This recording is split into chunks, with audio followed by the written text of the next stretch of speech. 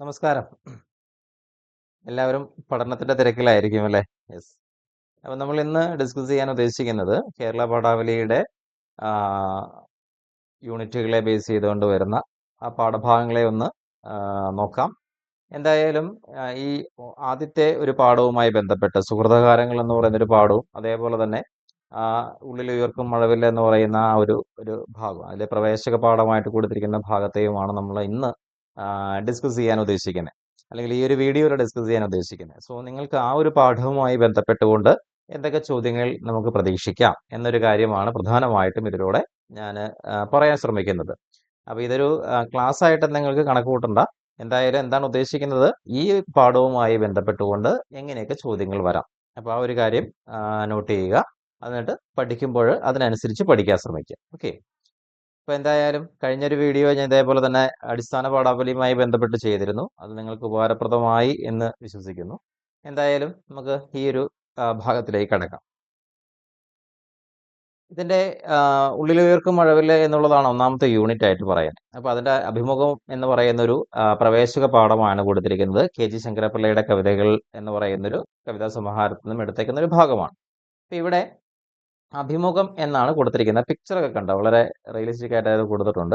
അപ്പൊ എന്താ ഉദ്ദേശിക്കുന്നത്? അഭിമുഖം, ഇന്റർവ്യൂ എന്നൊക്കെ പറയുന്ന സാധനം. അപ്പൊ നമുക്ക് ആ ഇന്റർവ്യൂ എന്ന അർത്ഥത്തിലാണ് ഇവിടെ ഈ അഭിമുഖം എന്ന വാക്ക് കൊടുത്തിരിക്കുന്നത്. അപ്പൊ ഈ അഭിമുഖം എന്നതിന്റെ എന്തൊക്കെ അർത്ഥങ്ങളാണുള്ളത്? അപ്പൊ ഈ ഒരു ടൈറ്റിൽ തന്നെ പലതരത്തിലുള്ള ഒരു ഒരു മീനിങ് വരുന്നുണ്ട്. അപ്പൊ ചിലപ്പോൾ നിങ്ങളോട് ചോദിക്കാം, അഭിമുഖം എന്ന് പറയുന്ന ആ ഒരു വാക്കിൽ നിന്ന് എന്തൊക്കെയാണ് ഉദ്ദേശിക്കുന്നത്, നിങ്ങളുടെ അഭിപ്രായങ്ങൾ വ്യക്തമാക്കുക എന്ന് ചിലപ്പോൾ ചോദിക്കാം. അങ്ങനെ ഒരു ചോദ്യം വന്നു കഴിഞ്ഞിട്ടുണ്ടെങ്കിൽ ആൻസർ ചെയ്യുക. അതായത് അപ്പൊ അവിടെ ഇന്റർവ്യൂ എന്നൊരു അർത്ഥമല്ല അവിടെ ഉദ്ദേശിക്കുന്നത്. മുഖത്തോട് മുഖം എന്നാണ് ആ വാക്കിന്റെ അർത്ഥം തന്നെ. അഭിമുഖം, മുഖത്തോട് മുഖം എന്ന അർത്ഥമാണ് വരുന്നത്. ഇനി ഏറ്റവും ഇഷ്ടം എന്നെ തന്നെ, അത് കഴിഞ്ഞാൽ അത് കഴിയുന്നില്ലല്ലോ എന്നൊക്കെ പറയുന്ന ഒരു ഭാഗം. അപ്പൊ ഇതിനെ പറ്റിയിട്ടുള്ള വിശദമായ കാര്യങ്ങളൊക്കെ ക്ലാസ്സുകളിൽ നമുക്ക് കിട്ടിയിട്ടുള്ളതാണ്. അപ്പൊ ഈ ചോദ്യം എങ്ങനെയാണ് വരാൻ സാധ്യത എന്നുള്ള കാര്യം നമുക്ക് നോക്കാം. അപ്പൊ ഇവിടെ ആദ്യം തന്നെ ഒരു ചോദ്യം, അഭിമുഖം എന്ന കവിതാ ശീർഷകത്തിന്റെ ഔചിത്യം പരിശോധിക്കുക. അതായത് കെ.ജി. ശങ്കരപ്പിള്ളയുടെ ഈ കവിതയുടെ ഈ ഒരു ഭാഗത്തിന് അഭിമുഖം എന്ന് പേര് നമ്മുടെ പാഠപുസ്തകത്തിൽ കൊടുത്തതിന്റെ കാരണം, അല്ലെങ്കിൽ ആ ഒരു ആ ശീർഷകത്തിന് അങ്ങനെ അഭിമുഖം എന്ന് പേര് കൊടുക്കാൻ കാരണമെന്ത് എന്നായിരിക്കും ചോദിക്കുക. അപ്പൊ അഭിമുഖം എന്ന വാക്കിന്റെ അർത്ഥം എന്താണെന്ന് ഞാൻ ഓൾറെഡി പറഞ്ഞു. മുഖത്തോട് മുഖം എന്നുള്ളതാണ്. അപ്പം നമ്മൾ ഏറ്റവും കൂടുതൽ ഒരു ദിവസം മനുഷ്യൻ ഏറ്റവും കൂടുതൽ ഉപയോഗിക്കുന്ന വാക്ക് ഞാൻ എന്ന് പറയുന്ന ഒരു വാക്കാന്ന് ചില സൈക്കോളജിസ്റ്റുകളൊക്കെ പറഞ്ഞിട്ടുണ്ട്. അപ്പൊ ഇവിടെ ഉദ്ദേശിക്കുന്ന ഇത്രയേ ഉള്ളൂ, നമുക്ക് നമ്മളോടാണ് ഏറ്റവും സ്നേഹം. അതിനുശേഷമേ നമ്മൾ ബാക്കിയുള്ളവരോട് എന്ത് ചെയ്യുന്നുള്ളൂ, ബാക്കിയുള്ള ആളുകളെ നമ്മൾ പരിഗണിക്കുക പോലും ചെയ്യുന്നു. അപ്പോൾ ഞാൻ ഏറ്റവും ബെറ്റർ ആയിരിക്കണം, ഏറ്റവും ബെസ്റ്റ് ആയിരിക്കണം എന്നുള്ള ഒരു കൺസെപ്റ്റ് പല ആളുകൾക്കുമുണ്ട്. അതായത് ഒരു ജനറേഷൻ, പ്രത്യേകിച്ച് പല ജനറേഷനുകളിൽ ഈ പറഞ്ഞ ചിന്തകൾക്ക് മാറ്റം വരുന്നുണ്ടെങ്കിൽ പോലും എന്താണ് ആളുകൾക്കിടയിൽ ഇങ്ങനെ ഒരു കൺസെപ്റ്റ് ഉണ്ട്. അതുകൊണ്ടാണ് നമ്മൾ ഈ പറയുന്ന കണ്ണാടിയുടെ മുമ്പിൽ ഒരുപാട് നേരമൊക്കെ എന്താണ് ചെലവഴിക്കുന്നതിന്റെ പ്രധാനപ്പെട്ട ഉദ്ദേശം അതാണ്. നമ്മൾ സൗന്ദര്യമുള്ള ആളുകൾ, നമ്മൾ ആസ്വദിക്കുന്നവരാണ്, നമ്മൾ ഭംഗിയുള്ളവരാണ്, നമ്മളെ തന്നെ സൗന്ദര്യം നമ്മൾ ആസ്വദിക്കുന്നവരാണ്. അപ്പൊ എന്തായാലും അപ്പോ തന്നോട് തന്നെയുള്ള ഒരു സ്നേഹത്തിന്റെ ഒരു ചിത്രമാണ് ഈ അഭിമുഖം എന്നതുകൊണ്ട് ഉദ്ദേശിക്കുന്നത്. അപ്പൊ തന്നോട് തന്നെയുള്ള ഒരു സ്നേഹം നല്ലതാണോ? നല്ലതാണ്, ഒരു പരിധി വരെ നല്ലതാണ്. പക്ഷെ അത് ഒരു പരിധിയിൽ കൂടി കഴിഞ്ഞു കഴിഞ്ഞാൽ എന്താണ്, സമൂഹത്തിൽ അതൊരു ഒരു ഒരു പിന്നാക്കം പോകുന്ന ഒരു അവസ്ഥയിലേക്ക് ഉണ്ടാവും. അപ്പൊ അഭിമുഖം എന്ന കവിതാ ശീർഷകത്തിന്റെ ഔചിത്യം പരിശോധിക്കുക. ഇവിടെ നിങ്ങൾക്ക് എന്താണോ ഈ പറയുന്ന കാര്യവുമായി ബന്ധപ്പെട്ട്, അപ്പൊ അതിലെ നിങ്ങളുടെ അഭിപ്രായങ്ങളാണ് അവിടെ കൊടുക്കേണ്ടത്. മനസ്സിലാവുന്നുണ്ടോ? അപ്പൊ നിങ്ങൾക്ക് അത് സ്വന്തമായിട്ട് നിങ്ങളുടേതായ രീതിയിൽ അവിടെ എഴുതാൻ പറ്റുന്നതാണ്. നെഗറ്റീവായിട്ടോ പോസിറ്റീവായിട്ടോ നമുക്ക് അവിടെ കൊടുക്കാം. പക്ഷെ ഒരു കാര്യം, ഈ എന്താണ് ഉദ്ദേശിക്കുന്നത്, നമ്മുടെ ഈ ഒരു ചാപ്റ്റർ കൊണ്ട് ഉദ്ദേശിക്കുന്ന കാര്യം, നമ്മുടെ സമൂഹത്തിലെ ആളുകൾക്കിടയിൽ ഇങ്ങനെ ഒരു ഒരു ഒരു ചിന്താഗതിയും അല്ലെങ്കിൽ ഈ ഒരു രീതിയും ഉണ്ട്. നമ്മുടെ സോഷ്യൽ മീഡിയയിലും മറ്റും ഒക്കെ നമ്മൾ കാണുന്നതാണ്. അപ്പൊ ഇങ്ങനെ ആ ഒരു രീതിയെ ആളുകൾക്കിടയിൽ, നിങ്ങൾ കുഞ്ഞുങ്ങൾക്കിടയിലേക്ക് പരിചയപ്പെടുത്തുക, അല്ലെങ്കിൽ നിങ്ങളെ മനസ്സിലാക്കുക എന്ന ഉദ്ദേശത്തോടു കൂടിയാണ് ചാപ്റ്റർ തന്നെ വെച്ചിരിക്കുന്നത്. അപ്പോൾ നമുക്ക് അവിടെ എന്താണ് ഇന്നത്തെ സമൂഹത്തിന്റെ ഒരു കാഴ്ചപ്പാടിനെ നമുക്ക് ആ ഒരു അവരുടെ ആ ഒരു പോരായ്മകളൊക്കെ വേണമെങ്കിൽ എന്താ ഇവിടെ കൊടുക്കാം. ഇനി അടുത്തൊരു ചോദ്യം, ഏറ്റവും ഇഷ്ടം എന്നെ തന്നെ. എന്നെ തന്നെ എന്ന വാക്കുകളിൽ തെളിയുന്ന ആശയങ്ങൾ എന്തൊക്കെയാവാം? ഇതും ഞാൻ ആ മേളിൽ പറഞ്ഞ സാധനം തന്നെയാണ്. അപ്പൊ ഇങ്ങനെ ഈ രണ്ട് ചോദ്യങ്ങൾ ഇതിൽ നിന്നും പ്രതീക്ഷിക്കാം. ഓക്കെ. അപ്പോ ഈ നമ്മളെ തന്നെ നമ്മൾ വല്ലാതെ സ്നേഹിക്കുന്നതിന് ഒരു എന്താണ് ഒരു പേര് പറയുന്നുണ്ട്. അതിന് പറയുന്ന പേരാണ് നാർസിസം എന്ന് പറയുന്ന ഒരു പേര്. ഒരു വ്യക്തി തന്റെ ഗുണങ്ങളിൽ, തന്റെ സൗന്ദര്യമായിക്കോട്ടെ, തന്റെ കഴിവുകളായിക്കോട്ടെ, തന്റെ ഏത് മേഖല ആയിക്കോട്ടെ, അപ്പൊ ഒരു വ്യക്തി തന്റെ ഗുണങ്ങളിൽ അഭിരമിച്ച് മതിമറക്കുന്ന അവസ്ഥയെ വിളിക്കുന്ന പേരാണ് നാർസിസം. ഗ്രീക്ക് പുരാണത്തിലെ നാർസിസ് എന്ന കഥാപാത്രത്തിൽ നിന്നാണ് ഈ പദത്തിന്റെ ഉൽപ്പത്തി എന്ന് പറയപ്പെടും. അപ്പൊ ഇവിടെ ഈ ഒരു പാഠം എന്താണ്, ഒരു നാർസിസം, തന്റെ സൗന്ദര്യത്തിൽ അഭിരമിച്ച് അല്ലെങ്കിൽ തന്റെ സൗന്ദര്യത്തിൽ മതിമറന്ന് നിൽക്കുന്ന ഒരു സമൂഹത്തെ സൂചിപ്പിക്കാൻ വേണ്ടിയിട്ടാണ് ഇവിടെ എന്ത് ചെയ്യാം, ഈ ഒരു പാഠഭാഗം അല്ലെങ്കിൽ ഇങ്ങനെ ഒരു ഭാഗം കൊടുത്തിരിക്കുന്നത്. അപ്പോൾ നമ്മൾ ചിലപ്പോൾ റീച്ചിന് വേണ്ടിയിട്ടായിരിക്കാം, അല്ലെങ്കിൽ നമ്മുടെ ഇപ്പോൾ സോഷ്യൽ മീഡിയ റീച്ചസിന് വേണ്ടിയിട്ടായിരിക്കും ചിലപ്പോൾ പലയിടങ്ങളിലും നമ്മൾ മൊബൈൽസ് അല്ലെങ്കിൽ ഈ പറയുന്ന സെൽഫി നമ്മൾ ഉപയോഗിക്കാറുണ്ട് അല്ലെ, നമ്മൾ സോഷ്യൽ മീഡിയയിൽ നമ്മൾ പോസ്റ്റ് ചെയ്യാറുണ്ട്. അതിൻ്റെയൊക്കെയുള്ള ആ ഒരു സാമൂഹിക അന്തരീക്ഷമൊക്കെ മുൻനിർത്തിക്കൊണ്ട് വേണം എന്ത് ചെയ്യുക, ഇങ്ങനെ ഒരു ചോദ്യം വന്നു കഴിഞ്ഞാൽ നിങ്ങൾ എഴുതാനായിട്ട്. ഓക്കെ, ഇനി വേറെ അടുത്തൊരു ചോദ്യം വരാൻ സാധ്യതയുള്ളത് ഇങ്ങനെ ഒരു കൊട്ടേഷൻ ആയിട്ട് ചിലപ്പോൾ ചോദിക്കാം. അവരവരിൽ നിന്നുള്ള ഇറങ്ങി നടത്തം, അനുഭവങ്ങളിൽ നിന്നും അറിവിന്റെ തെളിനീരുറവകൾ. ഈ പ്രയോഗങ്ങൾ അല്ലെങ്കിൽ ഇതെന്താണ് ഉദ്ദേശിക്കുന്നത്? അപ്പൊ ഇതൊരു ചോദിക്കാൻ സാധ്യതയുള്ള ഒരു ക്വസ്റ്റ്യൻ ആയിട്ടാണ് എനിക്ക് തോന്നുന്നത്. അപ്പോൾ അത് നോക്കുക. അവരവരിൽ നിന്നുള്ള ഇറങ്ങി നടത്തം, അനുഭവങ്ങളിൽ നിന്ന് അറിവിന്റെ തെളിനീരുറവുകൾ. എന്താണ് ഈ വാക്കുകൊണ്ട് ഉദ്ദേശിക്കുന്നത്? നമുക്ക് ഇത്രയേ ഉള്ളൂ അത്. അതായത് സ്വാർത്ഥത വെടിഞ്ഞ് സമൂഹത്തിനായി പ്രവർത്തിക്കാനുള്ള സന്നദ്ധത നമ്മൾ ഓരോരുത്തർക്കും ഉണ്ടാകണം എന്നുള്ളതാണ് ആദ്യത്തെ ആ വരി കൊണ്ട് ഉദ്ദേശിക്കുന്ന ഒരു കാര്യം. അതായത് നമ്മൾ സമൂഹത്തിലേക്ക് ഇറങ്ങണം. എന്തിനു വേണ്ടിയിട്ട്? സമൂഹത്തിലേക്ക് നോക്കിക്കാണണം. സമൂഹത്തിലെ കാര്യങ്ങൾ എന്തൊക്കെയാണ്, സമൂഹത്തിന്റെ അവസ്ഥ എങ്ങനെയാണ്, നമ്മൾ സമൂഹത്തിന് വേണ്ടി പ്രവർത്തിക്കണം എന്നുള്ള ഒരു മെസ്സേജ് നമുക്ക് ഈ ഒരു വാക്കിൽ നിന്നും കിട്ടുന്നുണ്ട്. സാമൂഹിക ജീവിതമാണ് മനുഷ്യന് ആഴമുള്ള അനുഭവങ്ങളും തിരിച്ചറിവുകളും നൽകുന്നത്. മാനവികത എന്ന വിശാലമായ ഒരു കാഴ്ചപ്പാടിനെ പറ്റിയുള്ള ഒരു ചിന്താഗതി. ഇങ്ങനെ അറിവിൽ നിന്നും കിട്ടുന്ന തിരിച്ചറിവുകളെയും ഒക്കെ വിഷയമാക്കുന്ന ഒരു ഭാഗമാണ് അല്ലെങ്കിൽ ഒരു പ്രയോഗമാണ് ഇവിടെ കൊടുത്തിരിക്കുന്നത്. അവരവരിൽ നിന്നുള്ള ഇറങ്ങി നടത്തം എന്നുകൊണ്ട് ഉദ്ദേശിക്കുന്നത് നമ്മൾ ഇത്രയേ ഉള്ളൂ, നമ്മളിൽ നിന്ന് തന്നെ ഇറങ്ങി നടക്കുക, നമ്മൾ സമൂഹത്തിലേക്ക് ഇറങ്ങുക, മനുഷ്യനെ മനുഷ്യനായിട്ട് കാണാൻ പഠിക്കുക. അതേപോലെ തന്നെ മാനവികത എന്ന് പറയുന്ന ഒരു കൺസെപ്റ്റിലേക്ക് അല്ലെങ്കിൽ ആ മാനവികത എന്ന് പറയുന്ന ഒരു കാര്യത്തെ പറ്റിയിട്ട് ആ കാര്യം ഉൾക്കൊണ്ടുകൊണ്ട് ജീവിക്കാൻ ശ്രമിക്കുക. ഇങ്ങനെയൊക്കെയുള്ള കുറെ ആശയങ്ങളാണ് ഈ ഒരു ഭാഗത്തു നിന്നും വരുന്നത്. അപ്പോൾ അത് അങ്ങനെ ഒരു ചോദ്യം വന്നു കഴിഞ്ഞാൽ ഈ പറഞ്ഞ കാര്യങ്ങളെയൊക്കെ ഉൾപ്പെടുത്തിക്കൊണ്ട് നിങ്ങൾക്ക് എഴുതാൻ പറ്റുന്നതാണ്. അപ്പോൾ ഇത് ഇതേ രീതിയിൽ എഴുതി വെക്കണം എന്ന് ഞാൻ പറയുന്നില്ല. എങ്ങനെ എഴുതുക? നിങ്ങൾക്ക് ഈ പറയുന്ന കാര്യത്തിൽ മനസ്സിലായ കാര്യം എന്തോ ആ കാര്യം അതേ രീതിയിൽ എഴുതി വെക്കുക. ഇനി അടുത്തും അതേപോലെ തന്നെ ചിലപ്പോൾ പരീക്ഷയ്ക്ക് ചോദിക്കാം, അനുഭവങ്ങൾ അറിവിന്റെ തെളിനീരുറവകളായി മാറുന്നത് എങ്ങനെ? പാഠഭാഗത്തെ മുൻനിർത്തി നിങ്ങളുടെ അഭിപ്രായം വ്യക്തമാക്കുക. ഇങ്ങനെ ഒരു ക്വസ്റ്റ്യൻ ചിലപ്പോൾ ചോദിക്കാം ഈ നമ്മുടെ ഇതേ ഭാഗവുമായി ബന്ധപ്പെട്ടുകൊണ്ട്.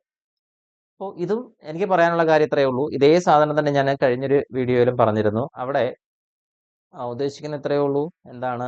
ദുഃഖകരവും പ്രയാസവുമേറിയ ഒരുപാട് കാര്യങ്ങൾ നമ്മുടെ ലൈഫിൽ സംഭവിക്കാം അല്ലെ. അപ്പൊ നമ്മുടെ ജീവിതം എപ്പോഴും ഈ പറയുന്ന അനുഭവങ്ങളുടെ ഒരു കലവറ തന്നെയാണ് നമ്മുടെ ജീവിതം എന്ന് പറയുന്നത്. ആ അനുഭവത്തിൽ നിന്നും നമ്മൾ എന്ത് ചെയ്യുക? പാഠങ്ങൾ പഠിക്കുകയും തിരിച്ചറിവുകൾ സമ്പാദിക്കുകയും ചെയ്യുക എന്നുള്ളതാണ്. അപ്പൊ അനുഭവങ്ങൾ അറിവിന്റെ തെളിനീരുറവകളായി മാറുന്നത് എങ്ങനെയെന്ന് ചോദിച്ചു കഴിഞ്ഞാൽ ഈ പറയുന്ന കാര്യങ്ങൾ നിങ്ങൾക്ക് കൊള്ളാം. അതിന് വേണമെങ്കിൽ നിങ്ങൾക്ക് കൊട്ടേഷൻ ആയിട്ട് ഈ കുമാരനാശാന്റെ ഈ വരികൾ വേണമെങ്കിൽ എഴുതി വെക്കാം. വ്യഥ പോൽ അറിവോതിടുന്ന സദ്ഗുരുവും മർത്തിന് വേറെയില്ല എന്നാണ് കുമാരനാശാൻ പറഞ്ഞിരിക്കുന്നത്. അപ്പോൾ അങ്ങനെയുള്ള ആശയങ്ങളെയൊക്കെ വേണമെങ്കിൽ നിങ്ങൾക്ക് എന്ത് ചെയ്യാം? ഈ ഒരു ഭാഗത്തിൽ ചേർത്ത് വെക്കാം. ഓക്കെ, ഇനി നമ്മൾ സുകൃതഹാരങ്ങൾ എന്ന് പറയുന്ന പാഠത്തിലെ ഭാഗങ്ങൾ. അപ്പൊ ഇത്രയും കാര്യങ്ങൾ പ്രവേശക പാഠം അഭിമുഖം എന്ന് പറയുന്ന ഭാഗവുമായി ബന്ധിപ്പിച്ച് ചിലപ്പോൾ ചോദിക്കാവുന്ന ചോദ്യങ്ങളാണ്. ഇനി നമ്മൾ സുകൃതകാരങ്ങൾ എന്ന് പറയുന്ന ഒന്നാമത്തെ ചാപ്റ്ററിലേക്ക് കടക്കുന്നു. അപ്പോൾ അതിന്റെ കഥയും കാര്യങ്ങളും സാഹചര്യങ്ങളും ഒക്കെ എല്ലാവർക്കും അറിയാവുന്നതാണ്. അപ്പോൾ ഇവിടെ കഥ നമുക്ക് ആവശ്യമാണ്, എഴുതാം. പക്ഷെ ഒരിക്കലും ഈ കഥ അതേപോലെ എഴുതി വെക്കുന്ന രീതിയിലേക്ക് നിങ്ങൾ എഴുതരുത്. അപ്പൊ ഇവിടെ ശ്രദ്ധിക്കേണ്ട കുറച്ച് കാര്യങ്ങളുണ്ട്. പരീക്ഷയ്ക്ക് ചോദിക്കാൻ സാധ്യതയുള്ള പല പോർഷൻസ് ഇതിൻ്റെ അകത്ത് വരുന്നുണ്ട്. അപ്പോൾ അതിൽ ഈ സുകൃതഹാരങ്ങൾ എന്ന് പറയുന്ന പാഠത്തിലെ ഏറ്റവും ഹൈലൈറ്റ് ആയിട്ടുള്ള വരി അല്ലെങ്കിൽ ഏറ്റവും ഹൈലൈറ്റ് ആയിട്ട് പറയപ്പെടുന്ന സാധനം എന്ന് പറയുന്നത് ഈ 2 വരികളാണ്. ജാതി ചോദിക്കുന്നില്ല ഞാൻ സോദരി, ചോദിക്കുന്നു നീർനാവ് വരണ്ടാഹോ എന്ന് പറയുന്ന ഒരു വരിയാണ് ഏറ്റവും എന്താണ് ഒരു ഹൈലൈറ്റഡ് വേർഷൻ എന്ന് പറയുന്ന സാധനം. അപ്പോൾ നോക്കുക, ഇതാണ് ഈ കാവ്യത്തിന്റെ കേന്ദ്ര പ്രമേയം. വർത്തമാനകാലത്ത് നമ്മുടെ സമൂഹ ശരീരവും മനസ്സും ജാതി മതാന്തതയാൽ വരണ്ടു പോകുന്നു എന്ന തോന്നലുണ്ടാകുമ്പോൾ ഈ കാവ്യത്തിന്റെ പ്രസക്തി വർദ്ധിക്കുകയാണ്. അപ്പൊ എന്തിനാണ് ഇങ്ങനെ ഒരു പാഠം നമുക്ക് പഠിക്കാനായി തന്നിരിക്കുന്നത്? അപ്പം നമുക്ക് ഇതിനെപ്പറ്റി നമ്മുടെ പൂർവ്വ കാലഘട്ടത്തിൽ എങ്ങനെയായിരുന്നുവെന്നും ഈ കാലഘട്ടത്തിൽ അതിന് എന്തെങ്കിലും മാറ്റങ്ങൾ സംഭവിച്ചിട്ടുണ്ടോ എന്താണ് തുടങ്ങിയ കാര്യങ്ങളെ പറ്റിയിട്ടുള്ള ഒരു എന്താണ് ഒരു താരതമ്യ പഠനം കൂടി ഇവിടെ നടക്കുന്നുണ്ട്.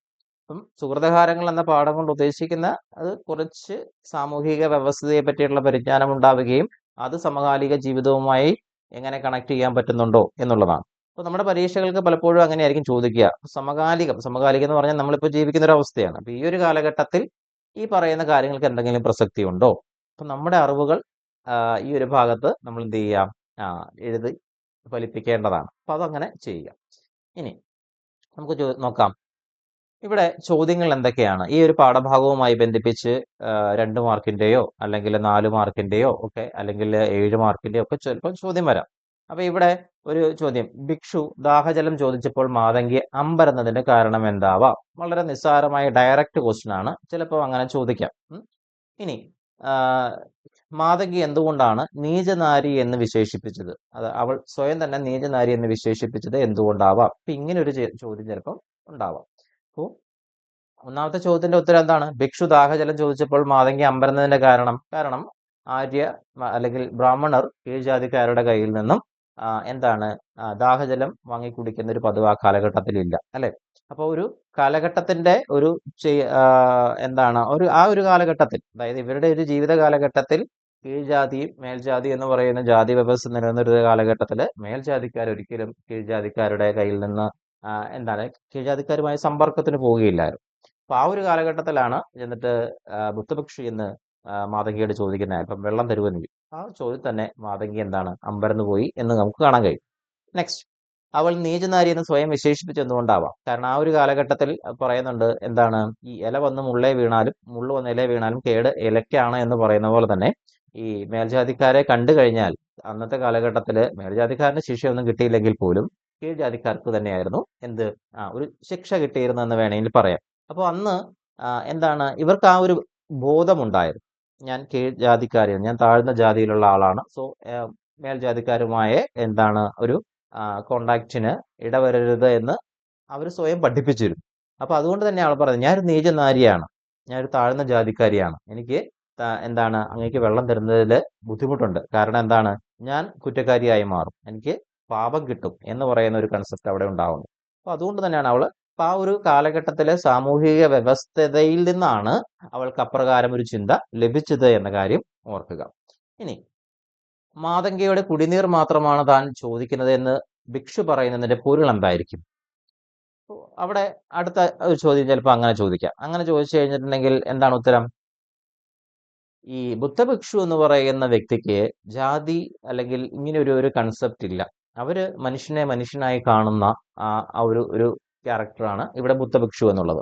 അപ്പൊ അവിടെ അദ്ദേഹത്തിന്റെ ആവശ്യം അല്പം ദാഹജലം കിട്ടുക എന്ന് മാത്രമേ ഉള്ളൂ. അല്ലാതെ മുമ്പിൽ നിൽക്കുന്ന ആള് എന്ത് ജാതിയാണ്, അല്ലെങ്കിൽ കീഴ്ജാതിയാണോ മേൽജാതിയാണോ അല്ലെങ്കിൽ ഏത് മതവിഭാഗമാണോ, ഇങ്ങനെയുള്ളതൊന്നും ആരും ചോദിക്കുന്നില്ല.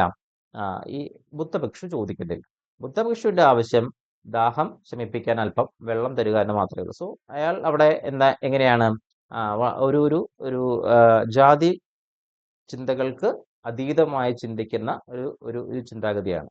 സോ അവിടെ ബുദ്ധമതത്തിന്റെ ചില സങ്കല്പങ്ങളും അല്ലെങ്കിൽ ചില എന്താണ് ഒരു പോസിറ്റീവ് വൈബ്സ് ഒക്കെ അവിടെ കാണാൻ കഴിയും. അതായത് അവർ ജാതി പറയുന്നില്ല എന്ന് പറയുന്നുണ്ട്.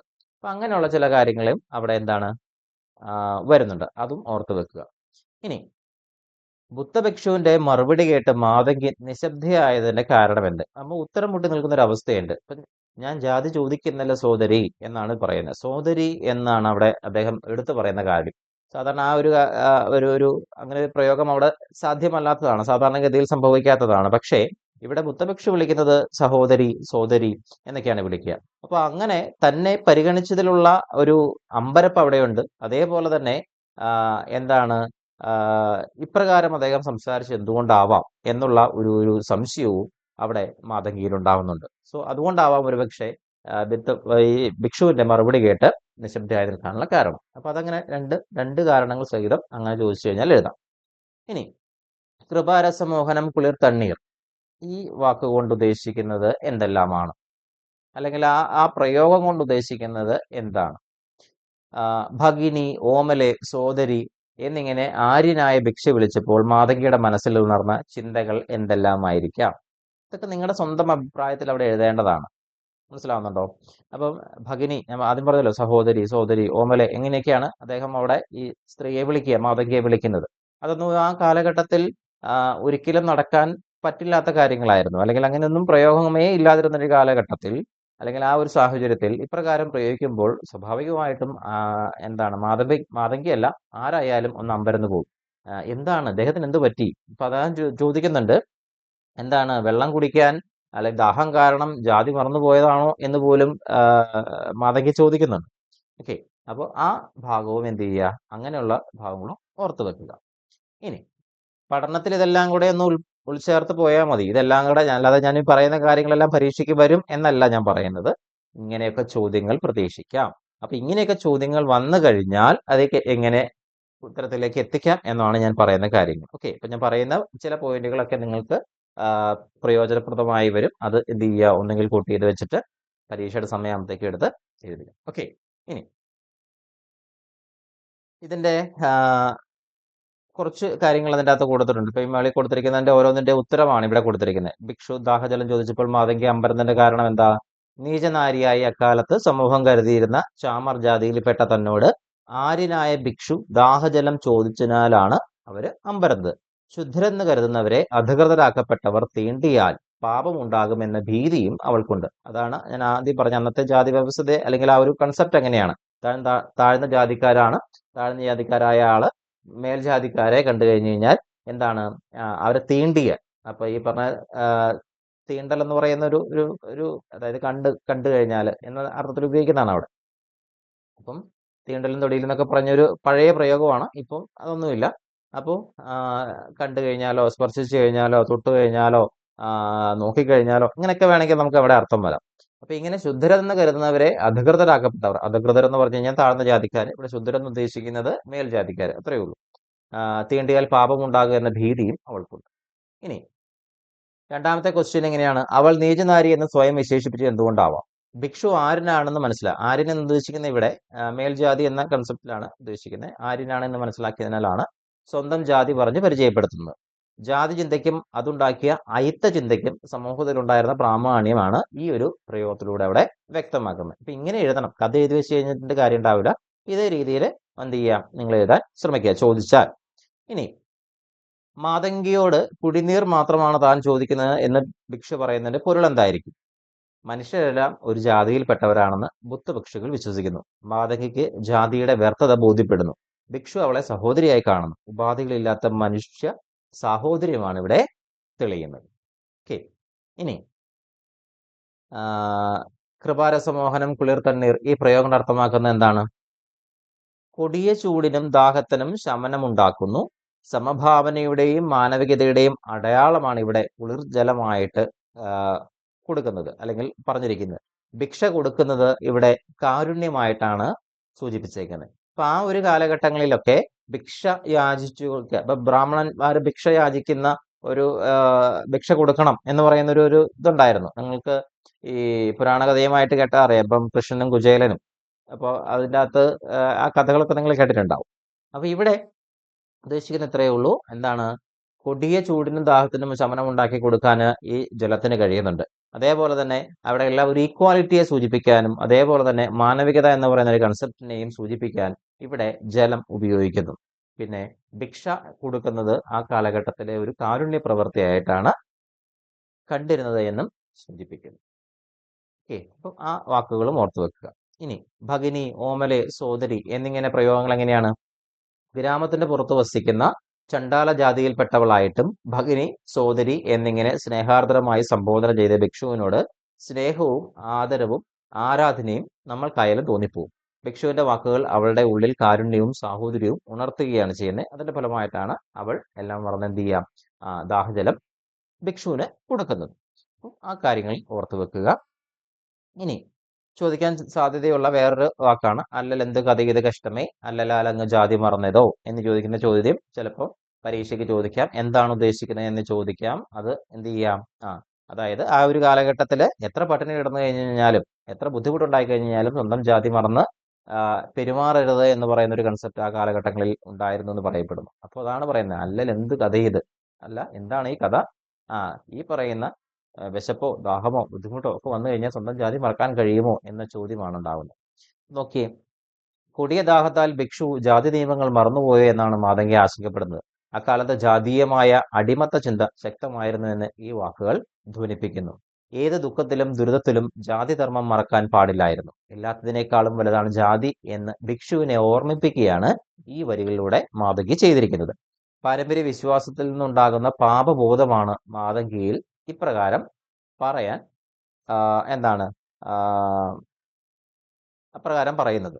ഇനി ജാതി വിവേചന ചിന്ത ഇല്ലാതാക്കിയത് ബുദ്ധദർശനമാണ് എന്ന് പറയുന്നൊരു കൂടെ പറയപ്പെടുന്നുണ്ട്. അതായത് ശ്രീബുദ്ധനുമായി ബന്ധപ്പെട്ടും ബുദ്ധമതവുമായി ബന്ധപ്പെട്ടും ഒക്കെ വരുന്ന ഒരു കാര്യമാണത്. അപ്പോൾ നിങ്ങൾ ഇവിടെ ഇങ്ങനെ ഒരു ചോദ്യം വന്നു കഴിഞ്ഞാൽ ഇപ്പൊ ആദ്യത്തെ ഒരു 4 പോയിന്റ് എഴുതി വെച്ച് കഴിഞ്ഞാൽ മതിയാവും, നിങ്ങൾക്ക് ഫുൾ മാർക്കും സ്കോർ ചെയ്യാൻ പറ്റും. ഓക്കെ, ഇനി പിന്നീട് ഇനി ഇതിൻ്റെ അകത്ത് വരുന്നത് കുറെ വാക്മയ ചിത്രങ്ങളും ചില പ്രത്യേക പ്രയോഗങ്ങളും ഒക്കെ കൊടുത്തിട്ടുണ്ട്. അപ്പൊ അത് ചിലപ്പം വൺ വേർഡ് ക്വസ്റ്റ്യൻസ് ആയിട്ട് ചിലപ്പോൾ ചോദിക്കാം. ഇപ്പൊ ഇവിടെ കൊടുത്തിരിക്കുന്ന പോലെ ഇപ്പൊ കല്ലിൽ ഇരുമ്പല്ല എന്ന വാക്കിന്റെ ഇപ്പൊ ഈ ഒരു വാക്ക് തന്നെ ചിലപ്പം ചോദിക്കാം, തന്നെയാണ് അവൾ കല്ലിൽ ഇരുമ്പല്ല. ഇവിടെ കല്ലിൽ ഇരുമ്പല്ല എന്ന് പറയുന്ന വാക്കിന്റെ എന്താണ് അർത്ഥം ഏതെന്ന് ചിലപ്പോൾ ചോദിക്കാം. അപ്പോ യോജിക്കുന്നത് ഏത്, അങ്ങനെ ചോദിക്കാം. അപ്പോൾ ഒരുപാട് ഇനി സുഹൃതകാരങ്ങൾ എന്ന് പറയുന്ന വാക്കിനെ വിഗ്രഹിച്ച് എഴുതാൻ ചിലപ്പോൾ ചോദിക്കാം. ഇങ്ങനെയൊക്കെയുള്ള ഭാഗങ്ങൾ ചിലപ്പോൾ പരീക്ഷയ്ക്ക് വരാം. അപ്പോൾ അതും ഒന്ന് നോട്ട് ചെയ്തോണം. നോക്കുക, വാക്മയ ചിത്രങ്ങൾ.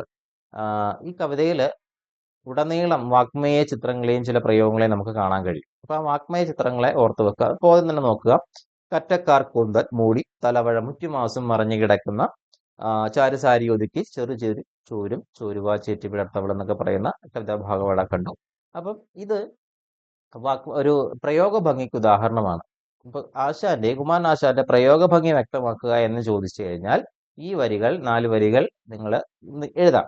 അപ്പൊ ഒന്നെങ്കിൽ പഠിക്കാൻ ബുദ്ധിമുട്ടുള്ളവർ ഒരു ആദ്യത്തെ വരി ഒരു കറ്റക്കാർ കൂന്തൽ മൂടി തലവഴി എന്ന് അത്രയും പഠിച്ചതിന് ശേഷം ചുറ്റുവിടർത്തവൾ എന്ന ഡോട്ടിട്ട് എഴുതിയാലും മതി. എന്തായാലും ഇങ്ങനെ ഒരു സാധനം ഉണ്ടെന്ന് പറയും. അപ്പൊ പ്രയോഗ ഭംഗിക്ക് എക്സാമ്പിൾ എഴുതുക. നമ്മൾ അങ്ങനെ ഈ വാക്മയ ചിത്രങ്ങൾ എഴുതുക, അല്ലെങ്കിൽ പ്രയോഗ ഭംഗി വ്യക്തമാക്കുക, വർണ്ണനാ ഭംഗി വ്യക്തമാക്കുക എന്നൊക്കെ പറഞ്ഞു കഴിയുമ്പോൾ നമുക്ക് എന്തെങ്കിലും ഒരു കൊട്ടേഷൻ അവിടെ എഴുതി വെക്കുകയാണ്, അതേ പാഠഭാഗവുമായി ബന്ധപ്പെട്ട് എഴുതി വെച്ച് കഴിഞ്ഞാൽ നിങ്ങൾക്ക് അത് ഗുണം കിട്ടും. അപ്പോൾ അത് അങ്ങനെ ചെയ്യുക. ഇനി തൂമതയിടും തൻ പാള തന്നെയാണ് അവൾ കല്ലിൽ ഇരുമ്പല്ല വിസ്ഫാരിത താര ശുദ്ധ കണ്ണാടി കാന്തി ചിതർന്നീർ അന്തമറ്റ സുഹൃതകാരങ്ങൾ, ഇതൊക്കെ എന്താണ് ഇവിടുത്തെ വാക്മയ ചിത്രങ്ങളായിട്ട് വേണമെങ്കിൽ നമുക്ക് പറയാവുന്നതാണ്. അപ്പൊ ഈ ഭാഗങ്ങളെയും എന്ത് ചെയ്യുക, നിങ്ങൾ പഠിക്കുമ്പോൾ ഒന്ന് വായിച്ചു നോക്കി പോവുക, അതിന്റെ അർത്ഥവും ആശയവും ഒന്ന് മനസ്സിലാക്കി വെക്കുക. ചിലപ്പോൾ നിങ്ങളോട് ചോദിക്കാം, എന്താണ് ഈ പറയുന്ന വരികളുടെയൊക്കെ ആശയം വ്യക്തമാക്കുക എന്നോ, അല്ലെങ്കിൽ ഈ പ്രയോഗങ്ങൾ എന്താണ് ഉദ്ദേശിക്കുന്നതെന്നോ, അല്ലെങ്കിൽ ഈ പ്രയോഗങ്ങളെ സമകാലിക അവസ്ഥകളുമായി ബന്ധിപ്പിക്കുക എന്നോ, ഇങ്ങനെയൊക്കെ പല രീതിയിൽ ചോദ്യങ്ങൾ വരാം. അപ്പൊ ഈ പറയുന്ന ഭാഗങ്ങൾ ഇമ്പോർട്ടൻ്റ് ആണ്, അത് നോട്ട് ചെയ്യാം. ഇനി ഈ പാഠത്തു നിന്നും എക്സസൈസ് ആയിട്ട് ചിലപ്പോൾ ചോദിക്കാം. അപ്പോൾ ഇവിടെ ശ്രീനാരായണ ഗുരുവിൻ്റെയും അതേപോലെ തന്നെ ഡോക്ടർ ബി ആർ അംബേദ്കറിന്റെയും 2 കോട്സ് അവിടെ കൊടുത്തിട്ടുണ്ട്. മനുഷ്യന്റെ ജാതി മനുഷ്യത്വമാണ്, ശ്രീനാരായണ ഗുരു. എന്റെ സാമൂഹിക ദർശനം 3 വാക്കുകളിൽ സംഗ്രഹിക്കാവുന്നതാണ്, സമത്വം, സ്വാതന്ത്ര്യം, സാഹോദര്യം. അപ്പൊ ഈ ഒരു വാക്കിനെ അല്ലെങ്കിൽ ഈ 2 വാക്കുകൾ വന്നതിന് ശേഷം സമകാലിക അവസ്ഥയുമായി ബന്ധപ്പെടുത്തിക്കൊണ്ട് എന്താണ് പ്രഭാഷണം തയ്യാറാക്കുക എന്ന് ചിലപ്പോൾ ചോദിക്കാം, അല്ലെങ്കിൽ എഡിറ്റോറിയൽ തയ്യാറാക്കുക എന്ന് ചിലപ്പോൾ ചോദിക്കാം. എഡിറ്റോറിയൽ അതല്ല എങ്കിൽ എന്താണ് ആമുഖ പ്രഭാഷണം തയ്യാറാക്കുക എന്ന് ചിലപ്പോൾ ചോദിക്കാം. ആമുഖ പ്രഭാഷണം തയ്യാറാക്കാൻ ചിലപ്പോൾ ചോദിക്കാം, അല്ലെങ്കിൽ ഉപന്യാസം തയ്യാറാക്കാൻ ചോദിക്കാം. ഇങ്ങനെയൊക്കെയുള്ള ചോദ്യങ്ങൾ ഈ ഭാഗത്തു നിന്നും വരാം. ആസ്വാദനക്കുറിപ്പ്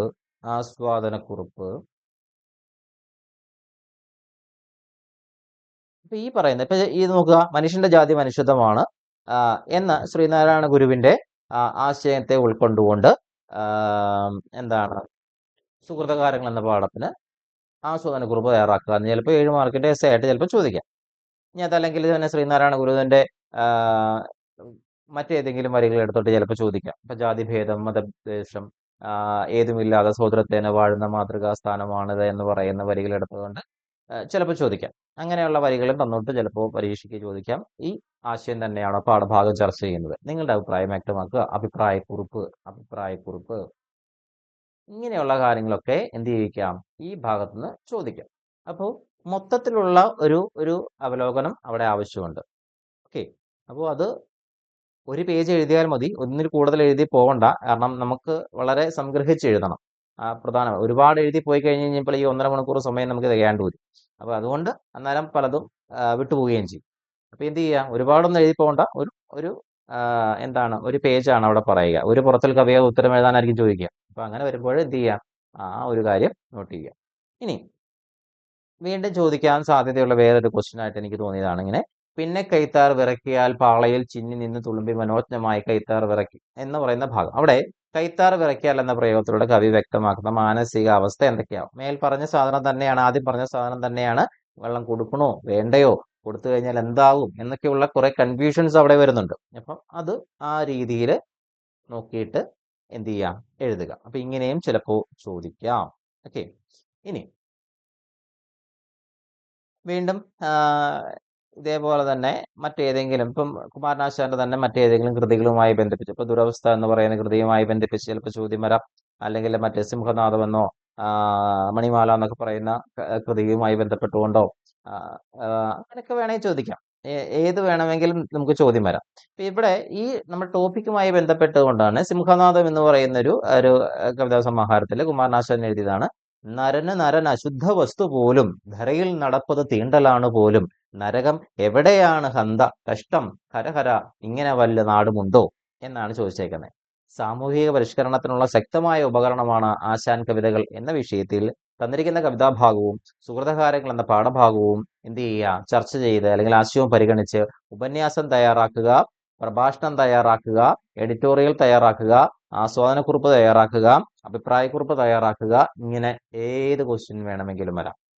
ഓക്കെ, അപ്പോൾ സാധ്യതകളാണ് ഞാൻ ഈ പറയുന്നത്. അപ്പോൾ നിങ്ങൾ പഠനത്തിൽ ആ സാധ്യതകൾ കൂടി ഉൾക്കൊണ്ടുകൊണ്ട് പഠിക്കാൻ ശ്രമിക്കുക. മനസ്സിലായോ? ഞാൻ പാഠത്തിന്റെ എക്സ്പ്ലനേഷൻ ഇവിടെ പറയുന്നില്ല, ഒന്നിന്റെയും ഉത്തരങ്ങളും ഞാൻ ഇവിടെ പറയുന്നില്ല. കാരണം നിങ്ങൾ പഠിക്കുമ്പോൾ ഈ കാര്യങ്ങളെല്ലാം ഒന്ന് നോക്കി നോക്കി നോക്കി പഠിച്ചു പോവുക.